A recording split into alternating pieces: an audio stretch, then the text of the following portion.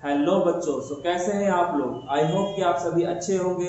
बच्चों, last class में हम लोगों ने देखा था कि कोई भी चार्ज पार्टिकल अगर मैग्नेटिक फील्ड के अंदर v वेलोसिटी से एंटर करता है तो वो फोर्स एक्सपीरियंस करता है। कितना फोर्स एक्सपीरियंस करता है वो हमने लास्ट वीडियो में आपको बताया। अगर अभी तक आपने वो वीडियो नहीं देखा है तो एक बार हमारे चैनल पर जाकर इस वीडियो को देख लें। ठीक है, हमारा चैनल है यादव सर फिजिक्स वाले। बच्चों, आज की क्लास में जो हम लोग टॉपिक पढ़ेंगे वो ये है कि अगर कोई चार्ज पार्टिकल मैग्नेटिक फील्ड में एंटर हुआ v वेलोसिटी से तो वो फोर्स एक्सपीरियंस करेगा। अब उस फोर्स को एक्सपीरियंस करने की वजह से वो कैसा पाथ फॉलो करेगा।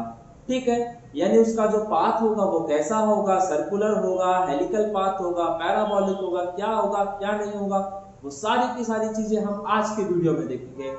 बच्चों, मैं हूं Deepak Yadav, director of extra mind tutorial. स्वागत करता हूं आपके अपने YouTube channel Yadav sir physics वाले। बच्चों, आज का टॉपिक हम लोग स्टार्ट करते हैं बगैर आपका टाइम वेस्ट किए। बच्चों, आज का हमारा टॉपिक जो है उसमें हम क्या बात कर रहे हैं, motion of a charge particle inside a uniform magnetic field. Last class में हमने देखा था कि कोई भी चार्ज पार्टिकल अगर v वेलोसिटी से एंटर करता है तो उस पर जो फोर्स लगता था वो कितना था। F vector is equal to q v vector cross v vector. और इसे अगर मैं मैग्नीट्यूड के टर्म्स में लिखना चाहता था तो आ जाता था F is equal to q dv sin theta. और यहाँ पर जो हमारा थीटा था वो बेसिकली क्या था, तो इन दोनों वेलोसिटी वेक्टर और मैग्नेटिक फील्ड के बीच का एंगल, यानी angle between v vector and b vector. ठीक है, तो ये सब चीजें हमने लास्ट क्लास में देख ली थी। अब हम बात करते हैं कि अगर कोई चार्ज पार्टिकल मैग्नेटिक फील्ड में एंटर करता है तो क्या होगा। तो जैसे मान लेते हैं कि सपोज दैट ये आपका एक यूनिफॉर्म मैग्नेटिक फील्ड है। ठीक है, ये आपका एक यूनिफॉर्म मैग्नेटिक फील्ड है और क्योंकि मैं इसे क्रॉस से रिप्रेजेंट कर रहा हूं उसका मतलब क्या है कि मैग्नेटिक फील्ड जो है वो इनवर्ट है। अब कोई भी चार्ज पार्टिकल अगर इसमें एंटर करता है तो यहाँ पे दो केसेस बन सकते हैं, या तो आपका चार्ज पार्टिकल 90 डिग्री के एंगल पे एंटर करे या उसको छोड़कर किसी भी अदर एंगल पे एंटर करे। तो यही तो पॉसिबल केसेस हो सकते हैं और हम इन दोनों ही पॉसिबल केसेस को आज की वीडियो में डिस्कस करने जा रहे हैं। तो पहला जो केस मैं डिस्कस कर रहा हूं आपके साथ वो केस क्या है, तो when the charge particle enters uniform magnetic field at an angle, और या ये कह लो सीधा सीधा when v vector is perpendicular to b vector, यानी कि आपका जो थीटा है वो कितने का बन रहा है, तो 90 डिग्री का। तो अगर चार्ज वेलोसिटी वेक्टर जो मैग्नेटिक फील्ड के परपेंडिकुलर है तो आपको पता है कि मैग्नेटिक फील्ड जो है वो इनवर्ट है और इसमें अगर कोई चार्ज पार्टिकल आपको एंटर कराना है तो मान लेते हैं इस तरीके से हमने कोई चार्ज पार्टिकल एंटर करा दिया। अब अगर चार्ज पार्टिकल v वेलोसिटी से इसके अंदर एंटर हुआ है तो वो फोर्स किधर एक्सपीरियंस करेगा। तो फोर्स एक्सपीरियंस के लिए मैंने आपको समझाया था कि हमारे पास एक रूल होता है जिसे हम लोग राइट हैंड पाम रूल कहते हैं और उसमें हमने बताया था कि जो हमारा पहला वेक्टर होता है उसकी डायरेक्शन में अपने हाथ को स्ट्रेच करना होता है, दूसरे वेक्टर की डायरेक्शन में बेंड करना होता है और तीसरे वेक्टर की जो डायरेक्शन होती है वो हमारा काम हमें बता देता है। भाई इन दोनों का प्रोडक्ट करने पर यह है तो ये आपका तीसरा वेक्टर हो गया। तो v वेक्टर के डायरेक्शन में स्ट्रेच करते हैं और v वेक्टर के डायरेक्शन में बेंड करना है। तो v वेक्टर तो अंदर की तरफ है, अगर मैं हाथ को ऐसे स्ट्रेच कर लूं तो क्या ये इधर की तरफ बेंड होगा, नहीं होगा। इसका मतलब हमने गलत डायरेक्शन में रखा है। अगर मैं इसको ऐसे रख लूं तो क्या अब ये बेंड होगा, तो हाँ भाई बिल्कुल सही, यानी अब मैंने बिल्कुल सही डायरेक्शन दी है। तो पहले वेक्टर के डायरेक्शन में स्ट्रेच करता हूं, दूसरे के डायरेक्शन में बेंड करता हूं तो हमें मुझे तीसरे वेक्टर की डायरेक्शन दे देगा, यानी जो मेरा मैग्नेटिक फोर्स लगेगा वो ऊपर की तरफ लगेगा। अब एक बार सोच के देखो कि कोई आदमी अगर ऐसे जा रहा है और कोई इधर से ऐसे धक्का दे दे तो क्या वो सीधा जा पाएगा, कभी नहीं। उसका जो पाथ होगा वो थोड़ा सा बेंड हो जाएगा। तो इस तरीके से अब यहाँ पे आपने देखा था फोर्स की डायरेक्शन ये थी। अब अगर आप यहाँ भी देखेंगे तो फर्स्ट ऑफ ऑल तो आप वेलोसिटी वेक्टर की डायरेक्शन देख लीजिए। अब देखिए यहाँ पर फोर्स की डायरेक्शन क्या आएगी। तो पहले वेक्टर की डायरेक्शन में स्ट्रेच करना है, दूसरे की डायरेक्शन में बेंड करना है। तो दूसरा वेक्टर जो है वो अंदर की तरफ है, तो जब अंदर की तरफ बेंड करेंगे तो आपका अंगूठा किधर की तरफ इशारा कर रहा है, इस तरफ, यानी चार्ज पार्टिकल को जो फोर्स लगेगा वो ऐसे लगेगा। तो अगर फोर्स ऐसे लग गया है तो ये जो पाथ होगा ये और बेंड हो जाएगा। ठीक है, फिर ये इस तरीके से बेंड हो गया। अब मान लिया जाए मेरा मन किया कि मैं यहाँ पर एक बार चेक करूं कि जो फोर्स की डायरेक्शन है वो क्या है, तो फिर मैंने यहाँ पे टेंजेंट ड्रॉ किया और वो वेलोसिटी वेक्टर की डायरेक्शन बता दी है। अब वेलोसिटी वेक्टर की डायरेक्शन में जब स्ट्रेच करेंगे और मैग्नेटिक फील्ड की डायरेक्शन में यानी अंदर की तरफ बेंड करेंगे तो आपका अंगूठा जो है वो इधर की तरफ इशारा कर रहा होगा। सो अब अगर फोर्स ऐसे लगेगा तो चार्ज पार्टिकल ऐसे थोड़ी ना जा पाएगा, फिर उसका पाथ ऐसे बेंड हो जाएगा और आप देखेंगे कि आपका जो चार्ज पार्टिकल है वो पूरा का पूरा कैसा पाथ फॉलो कर रहा होगा, तो सर्कुलर पाथ फॉलो कर रहा होगा। ठीक है, इस फिगर को मैं अच्छे से बनाकर आपको दिखा देता हूं यहाँ पे दोबारा से। तो यहाँ पर ये हमारा इनवर्ट मैग्नेटिक फील्ड था, ठीक है, और अभी मैंने आपको सिखाया था कि अगर कोई चार्ज पार्टिकल मैग्नेटिक फील्ड में एंटर कर रहा है v वेलोसिटी से, ठीक है, तो वो कैसा पाथ फॉलो करता था, तो वो इस तरीके का सर्कुलर पाथ फॉलो करता था। ठीक है, आपको मैंने बोला था कि आप क्या कीजिए, पहले वेलोसिटी वेक्टर की डायरेक्शन देख लीजिए, तो आपने हर पॉइंट पर वेलोसिटी वेक्टर की डायरेक्शन देख ली, तो ये तो आ गया आपका वेलोसिटी वेक्टर का डायरेक्शन। अब फोर्स की डायरेक्शन देख लो, तो फोर्स की डायरेक्शन हमेशा आपको अंदर की तरफ देखने को मिल रही थी। ठीक है, तो हर बार जो फोर्स है वो अंदर की तरफ यानी सेंटर की तरफ लग रहा है। तो मुझे बताइए वो फोर्स जो किसी बॉडी को सर्कुलर पाथ के अलोंग घुमाता था उसे हम लोग क्या कहते थे, सेंट्रीपिटल फोर्स। इसका मतलब ये जो फोर्स है ये हमारा सेंट्रीपिटल फोर्स की तरह काम कर रहा है, या ये कह सकते हैं कि ये जो हमारा मैग्नेटिक फोर्स है ये चार्ज पार्टिकल को सेंट्रीपिटल फोर्स प्रोवाइड कर रहा है। ठीक है, तो अगर मैं चाहूं तो इस बात को लिख सकता हूं ना, तो क्योंकि magnetic force provides the necessary centripetal force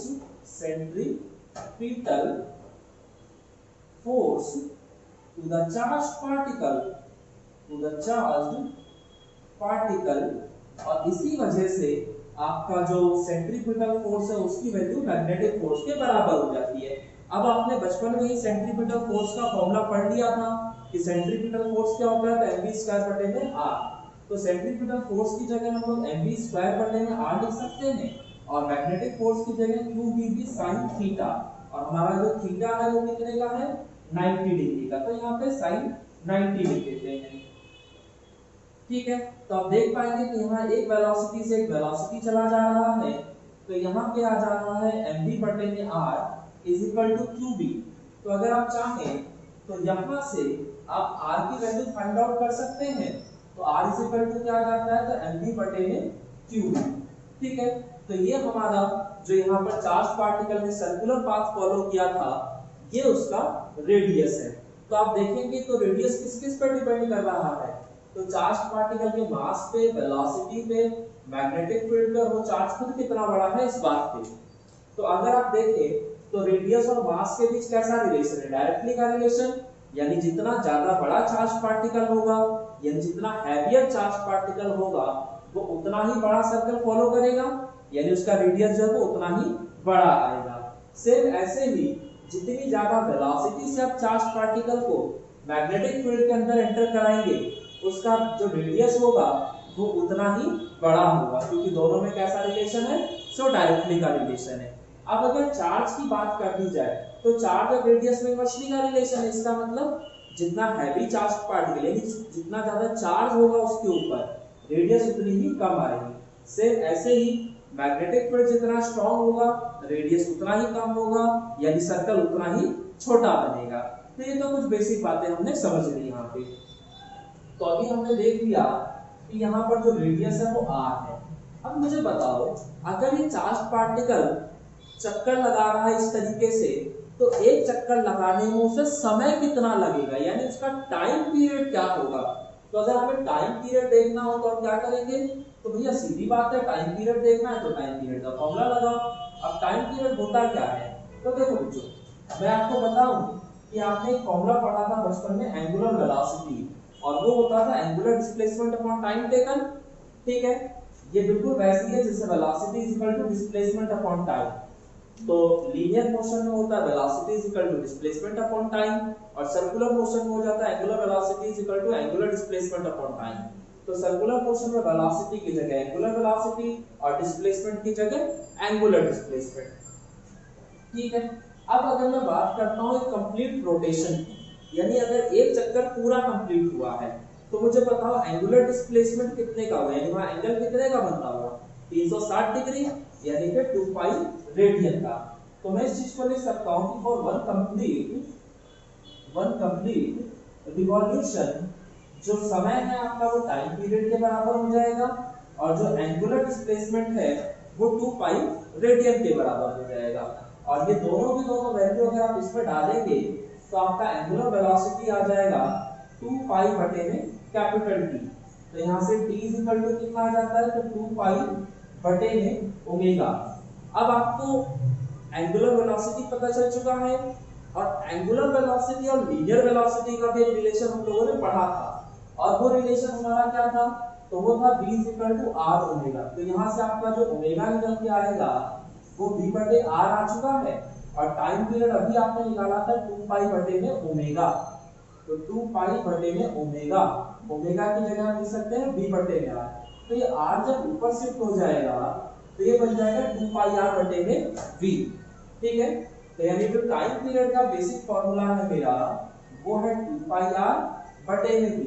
अब रेडियस तो मैं फाइंड आउट कर ही चुका हूं ऑलरेडी, तो बस उस रेडियस की वैल्यू यहां पर डाल दीजिए। तो अगर आप ये वैल्यू यहां पर डालेंगे तो 2 पाई बटे में v, और r की जगह आ गया mv बटे में qv। तो इस v से ये v चला जाएगा, और यहां से टाइम पीरियड आ जाएगा 2 पाई m बटे में qv। कोई दिक्कत तो नहीं है। तो ये आपने यहां से टाइम पीरियड निकाल लिया।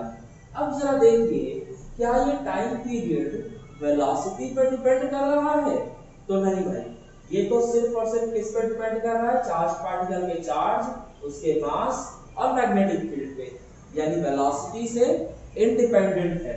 तो ये पॉइंट मैं यहां लिख सकता हूं कि time period is independent of velocity. तो बात समझ में आती है, यानी चार्ज पार्टिकल की वेलोसिटी कितनी भी हो उसका जो टाइम पीरियड है वो सेम ही लगेगा।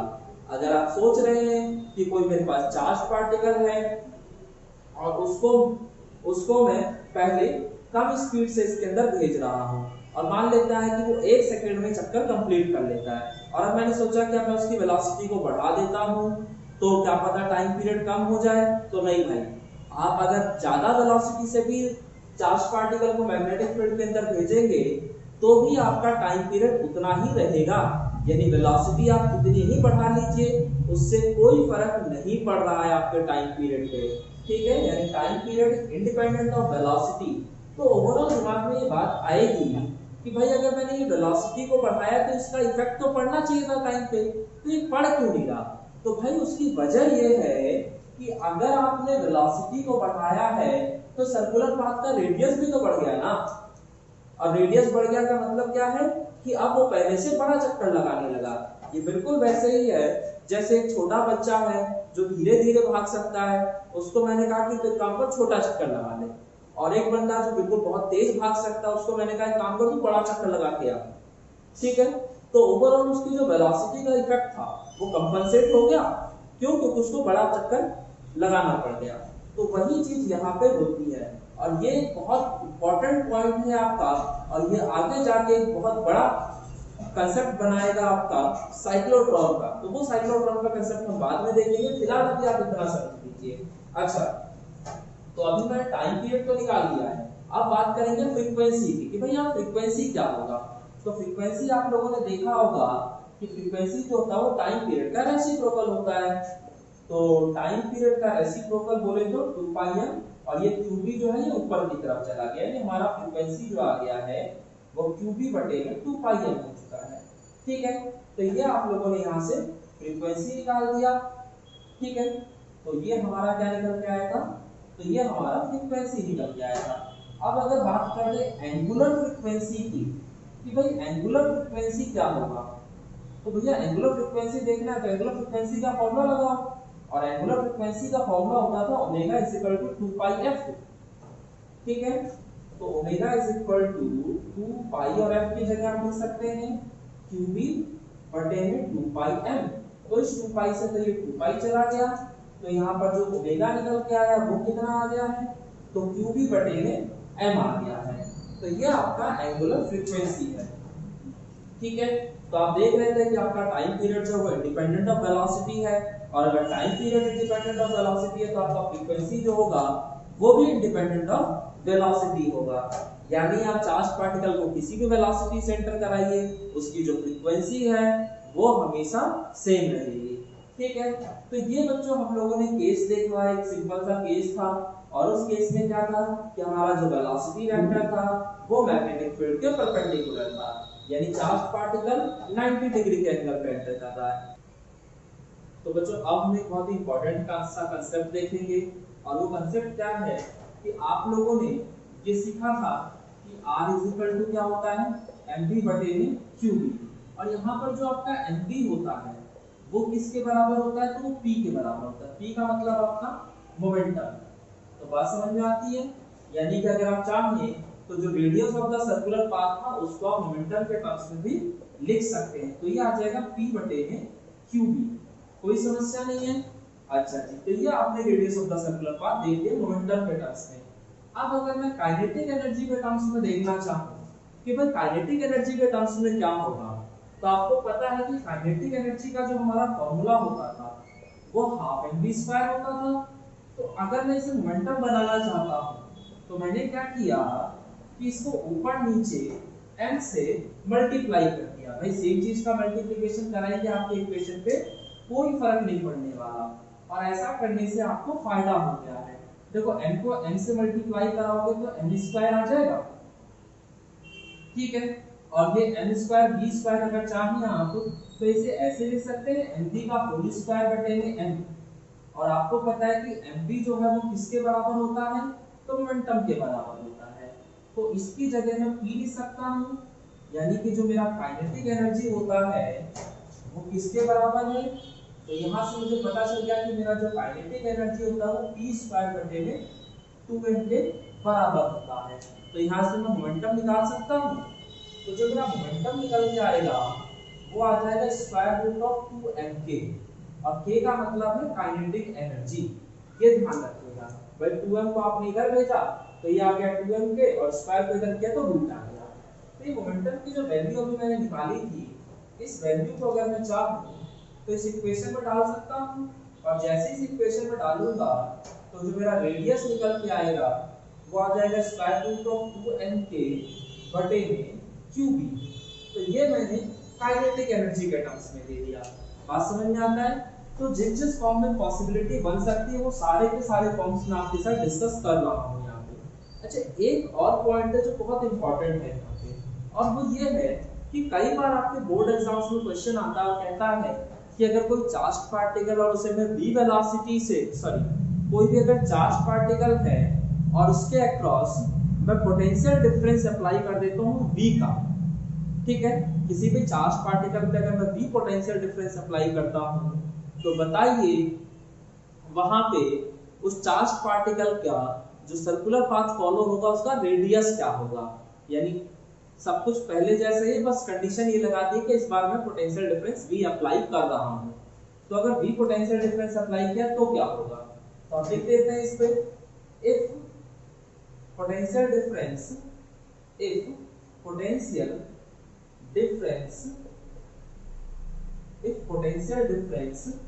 v is applied on a charged particle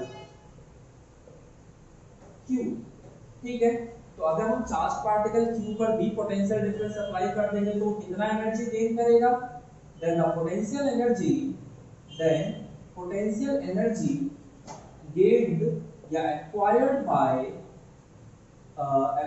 by charged particle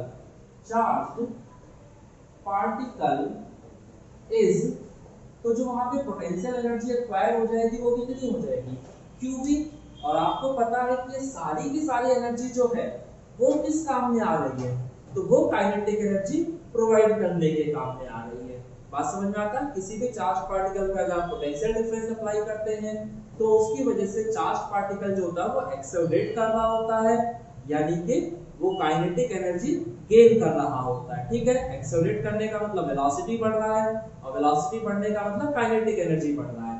तो ओवरऑल चार्ज पार्टिकल क्या कर रहा है, काइनेटिक एनर्जी गेन कर रहा है। इनिशियली उसकी काइनेटिक एनर्जी थी 0 और फाइनली जो उसकी काइनेटिक एनर्जी होगी वो क्या हो जाएगी, तो वो जो भी होगी वो होगी तो इसकी वजह से ही ना, इस पोटेंशियल एनर्जी की वजह से ही। तो हम लिख सकते हैं as the potential energy, as the potential energy is used to provide kinetic energy to the charged particle, तो बात समझ में आ रही है? तो जो हमने पोटेंशियल एनर्जी दिया था वो सारा का सारा काइनेटिक एनर्जी प्रोवाइड करने में ही खर्च हो जा रहा है। तो इस हिसाब से आपका जो काइनेटिक एनर्जी होगा वो पोटेंशियल एनर्जी के बराबर आ जाएगा। ठीक है, तो काइनेटिक एनर्जी को मैं k से रिप्रेजेंट कर रहा था और k किसके बराबर आ चुका है, तो qb के बराबर आ चुका है। तो अब इस k की वैल्यू अगर मैं चाहूं तो इस इक्वेशन में डाल सकता हूं, और इस इक्वेशन में जैसे ही ये वैल्यू मैं डालूंगा तो मेरा जो r निकल के आएगा वो स्क्वायर रूट ऑफ 2m और k की जगह आ जाएगा qb और बटे में qb। ठीक है, कोई समस्या नहीं है। तो ये आपका काइनेटिक इलेक्ट्रिक पोटेंशियल डिफरेंस के टर्म्स में radius of the circular path निकल के आ जाता है। कोई समस्या तो नहीं है किसी को इस बात में? ठीक है, तो ये कहानी आप लोगों को नॉर्मली समझ में आ रही होगी। ठीक है, तो कई बार आपके बोर्ड एग्जाम्स में आ जाता है कि सर्कुलर पाथ के रेडियस को डिराइव कीजिए पोटेंशियल के टर्म्स में, तो वो जो डेरिवेशन होगी वो यहीं से स्टार्ट होगी। ठीक है, आप सिंपली यहाँ से बोल देंगे उससे कि भाई रेडियस का हमारा ये फॉर्मूला होता है। ठीक है, ये पूरा ही करके आप दिखा दीजिएगा, ज्यादा बेटर रहेगा। ठीक है, तो ये इतना आपको कांसेप्ट समझ में आ चुका है। तो ये जो हमने सारी बात की है, ये बात की है कि अगर कोई चार्ज पार्टिकल v वेलोसिटी से 90 डिग्री के एंगल पे एंटर करता है, ठीक है, बट अगर उसके अलावा किसी अदर एंगल पे एंटर करे तो क्या कहानी बनेगी, तो एक बार हम उस कहानी को भी डिस्कस कर लेते हैं। तो देखो बच्चों, हम बात कर रहे थे कि अगर हमारा चार्ज पार्टिकल जो है वो मैग्नेटिक फील्ड में कुछ एंगल पे एंटर करता है तो क्या कहानी बनेगी। तो इसको हमने यहाँ इस फिगर के थ्रू समझाया आपको कि मान लेते हैं पॉजिटिवली चार्ज पार्टिकल है q, ठीक है, और वो आपका जो कोऑर्डिनेट सिस्टम है xyz एक्सिस उसमें एंटर करता है v वेलोसिटी से, और यहाँ पर जो मैग्नेटिक फील्ड है मेरा वो y एक्सिस के अलोंग है। ठीक है, तो पूछा ये जाएगा कि बताइए यहाँ पर जो चार्ज पार्टिकल है वो कैसा पाथ फॉलो कर रहा होगा, यानी उसका ट्रैजेक्टरी क्या होगा। तो सीधा सा फंडा है, आप इस वेलोसिटी वेक्टर को पहले दो कंपोनेंट्स में तोड़ लीजिए और वो जो दोनों कंपोनेंट्स आएंगे आपके वो क्या होंगे, तो एक कंपोनेंट जो होगा वो आपका ये हो जाएगा जो कि मैग्नेटिक फील्ड के अलोंग होगा, और दूसरा कंपोनेंट जो है वो मैग्नेटिक फील्ड के परपेंडिकुलर है। परपेंडिकुलर मतलब नॉर्मल, तो जो नॉर्मल वाला उसे Vn से रिप्रेजेंट किया जाता है और जो मैग्नेटिक फील्ड के अलोंग वाला उसे हम Vp से रिप्रेजेंट कर दे रहे हैं। तो यहाँ पर जो Vp का वैल्यू होगा वो हो जाएगा आपका v cos थीटा और Vn का वैल्यू हो जाएगा v sin थीटा। आप लोग बचपन से जानते होंगे इस चीज को कि वेलोसिटी वेक्टर या कोई भी जो चीज हम तोड़ रहे हैं वेक्टर, वो जिसके साथ एंगल बनाता है जिस एक्सिस का, उधर हमेशा cos थीटा लिखा जाता है और दूसरा वाला sin थीटा। तो इस वजह से ये आपका v cos थीटा आ जाएगा और ये आपका v sin थीटा आ जाएगा। अब थोड़ा सा जरा आप और ध्यान दें चीजों पे, और पिछली क्लासेस आपने प्रॉपर्ली अटेंड की होगी तो आपको ये पता होगा कि यहाँ पर ये वाला जो कंपोनेंट है वेलोसिटी का, ये तो मैग्नेटिक फील्ड के अलोंग है, और अलोंग होने का मतलब एंगल 0 डिग्री, और अगर एंगल 0 डिग्री है तो आपका जो फोर्स होगा वो भी 0 होगा, क्योंकि फोर्स का आपका फॉर्मूला पढ़ा था ना q v p sin theta, और ये जो थीटा था ये v वेक्टर और v वेक्टर के बीच का एंगल था। तो अगर एंगल 0 डिग्री है तो sin 0 की वैल्यू 0 यानी फोर्स 0, यानी वेलोसिटी के इस कंपोनेंट की वजह से चार्ज पार्टिकल कोई भी फोर्स एक्सपीरियंस नहीं कर रहा होगा। ठीक है, तो फोर्स एक्सपीरियंस नहीं करने का मतलब वहां एक्सेलरेशन नहीं होगा, यानी चार्ज पार्टिकल इस डायरेक्शन में जो मूवमेंट होगा वो एक कांस्टेंट वेलोसिटी से होगा। ठीक है, ये पॉइंट याद रखिएगा कि चार्ज पार्टिकल का वेलोसिटी ऊपर की तरफ है, यानी चार्ज पार्टिकल आपका ऊपर की तरफ जाएगा, लेकिन ऊपर की तरफ उस पर कोई फोर्स नहीं लगेगा क्योंकि वो फील्ड के पैरेलल है। लेकिन वेलोसिटी का एक कंपोनेंट ये भी तो है, और ये वाला कंपोनेंट जो है ये तो फील्ड के परपेंडिकुलर है, और अगर फील्ड के परपेंडिकुलरली एंटर करता है कोई भी चार्ज पार्टिकल तो वो फोर्स एक्सपीरियंस करता है, और उस फोर्स की वजह से जो पाथ होता था वो कैसा होता था, तो भाई सर्कुलर पाथ होता था। ठीक है, यानी कि यहाँ पर आपका दोनों चीजें होंगी, चार्ज पार्टिकल आपका सर्कुलर पाथ भी फॉलो कर रहा होगा और वो ऊपर की तरफ भी जा रहा होगा। तो सोचो अगर आप सर्कल में घूमते घूमते ऊपर जाएंगे तो आपका जो पाथ होगा वो कैसा होगा, तो वो पाथ आपका हेलिकल पाथ होगा, यानी कि कुछ इस तरीके का। समझ में आ रही बात? तो चार्ज पार्टिकल इस तरीके से आपका ऊपर की तरफ बढ़ रहा है, कोई दिक्कत तो नहीं है। ठीक है, तो ये आपका सिंपल सा पाथ है, और इस तरह के पाथ को हम लोग हेलिकल पाथ कहते हैं। इसका लाइव एग्जांपल आपने देखा होगा, कई बार घरों के बाहर लोहे वाला जीना लगा होता है जो ऐसे घूम घूम के ऊपर की तरफ चढ़ रहा होता है। ठीक है, तो ये वही पाथ है आपका, सिंपल सा कंसेप्ट है, समझ में आ रहा है। अब अगर हम बात कर देते हैं कि यहाँ पर रेडियस क्या होगा हेलिकल पाथ का, और टाइम पीरियड क्या होगा, फ्रीक्वेंसी क्या होगा, तो वो सारी चीजें क्या होंगी तो हम वो भी देख लेते हैं। तो इस पर आपको पता है कि charge particle circular path follow कर रहा है, और सर्कुलर पाथ फॉलो करने का मतलब है कि यहाँ पर सेंट्रीफ्यूगल फोर्स है, और वो कौन प्रोवाइड कर रहा होगा, तो ऑब्वियसली मैग्नेटिक फोर्स कर रहा होगा, और सेंट्रीफ्यूगल फोर्स का फॉर्मूला होता था mv²/r, मैग्नेटिक फोर्स का फॉर्मूला था qvb sin थीटा, यही था आपका। और इस थीटा का मतलब है इस b और इस b के बीच का एंगल। ठीक है, तो आपको पता है जो सर्कुलर पाथ फॉलो हो रहा है वो तो इस वाले कंपोनेंट की वजह से ना, यानी bn की वजह से। तो जहां जहां b लिखा है वहां मैं bn लिख सकता हूं, कोई दिक्कत नहीं है। तो एक bn से तो एक bn चला गया, तो यहाँ पे आ गया m bn बटे में r। और अच्छा एक चीज और यहाँ पे ध्यान देने वाली बात है कि ये जो एंगल होगा ये bn वेक्टर और b वेक्टर के बीच का एंगल होगा। तो जरा बताओ bn वेक्टर और b वेक्टर के बीच एंगल कितने का है, तो भाई 90 का एंगल है ना इन दोनों के बीच। तो यहाँ पर जो थीटा है उसकी जगह मैं 90 डिग्री लिख सकता हूँ, तो ये आ जाएगा q b और sin 90 की वैल्यू तो 1 हो जाती है, तो यहाँ से r फिर से वही आ जाएगा m bn बटे में qb, और bn क्या था तो मैंने पहले लिख दिया था b sin थीटा होता है, तो यहाँ पे मैं b sin थीटा लिख सकता हूँ। ठीक है, तो ये आपका सर्कुलर पाथ का रेडियस निकल के आ जाता है।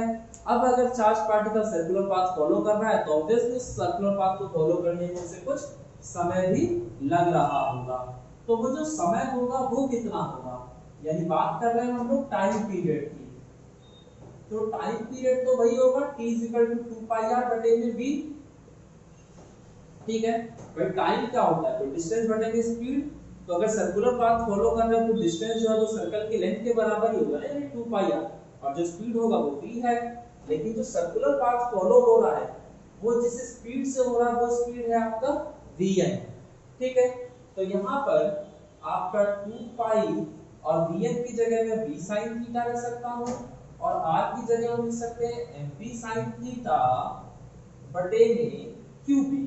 तो इस v sin थीटा से ये v sin थीटा चला जाता है, तो यहाँ पर आपका जो टाइम पीरियड आता है वो आ जाता है 2πm बटे में qb।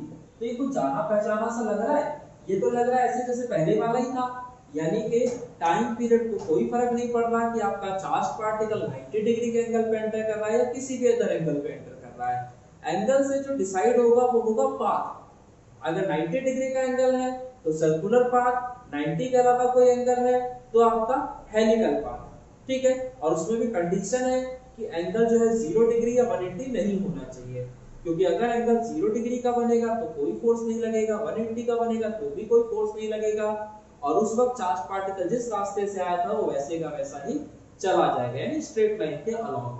भाई अगर कोई जा रहा है और उस पर कोई फोर्स नहीं लग रहा है किधर से भी, तो वो तो सीधा ही चला जाएगा ना जैसे आया था, तो वो चीज होती है।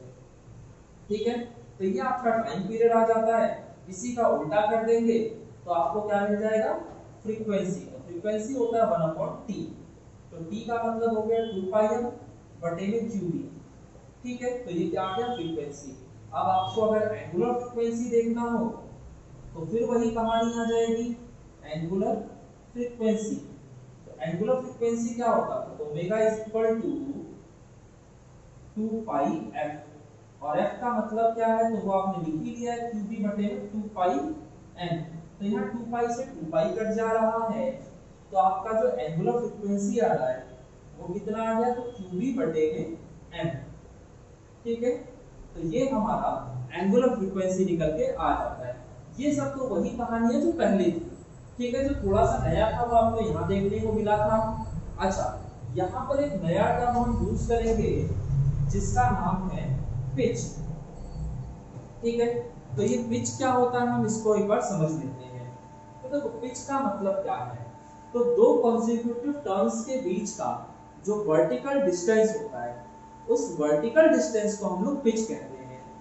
तो एक टर्म आपका ये है और दूसरा टर्म ये है, तो इन दोनों टर्म्स के बीच का जो वर्टिकल डिस्टेंस है इसी को हम लोग पिच कह देते हैं। तो अगर सोचो तो पिच क्या है, एक तरह का डिस्टेंस ही तो है ना आपका।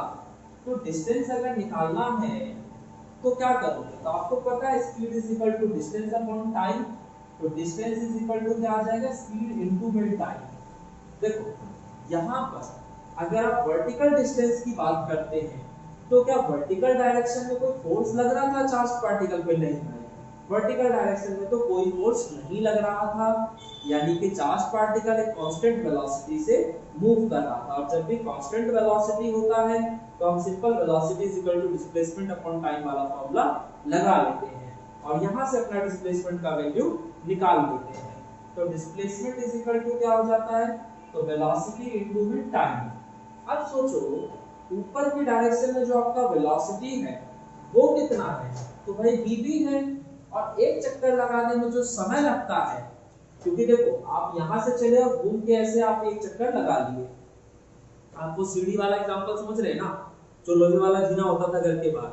आप सोचो यहां से आप चलना शुरू किया और बिल्कुल इसी के जस्ट ऊपर पहुंचना है आपको अगले टर्न में, तो ऐसे पूरा घूम के आप यहां तक आएंगे ना।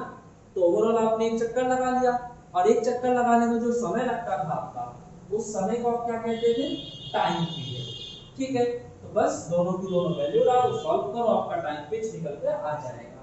तो vp की जगह आ गया आपका v cos थीटा, और t की जगह आ जाएगा 2πm बटे में qb, 2πm बटे में qb।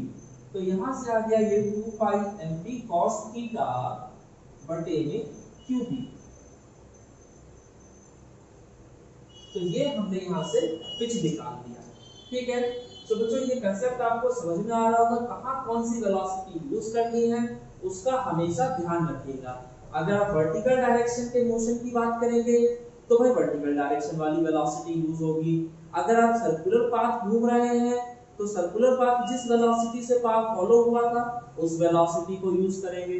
तो सर्कुलर पाथ जो था वो vn की वजह से था, इसीलिए जब मैं सर्कुलर पाथ वाला कांसेप्ट बना रहा था तो हर जगह vn लिख रहा था, और जो वर्टिकल पाथ की बात हो रही थी तो मैं vb लिख रहा था, क्योंकि मुझे पता है कि ऊपर की तरफ जो जा रहा हूं वो vb वेलोसिटी से जा रहा हूं। ठीक है बच्चों, तो ये है हमारी आज की क्लास। तो आज की क्लास में हमने आपका पूरा का पूरा टॉपिक डिस्कस कर लिया है। तो अगर वीडियो आपको अच्छी लगी हो तो आप प्लीज चैनल को लाइक करें, शेयर करें, सब्सक्राइब करें। कोई डाउट हो तो आप कमेंट करके मुझसे पूछ सकते हैं। तो आज के लिए बच्चों इतना ही, बाकी मिलेंगे हम नेक्स्ट वीडियो में अगले टॉपिक के साथ। ठीक है बच्चों, तो ओके बाय, रखिए अपना ख्याल, गुड नाइट।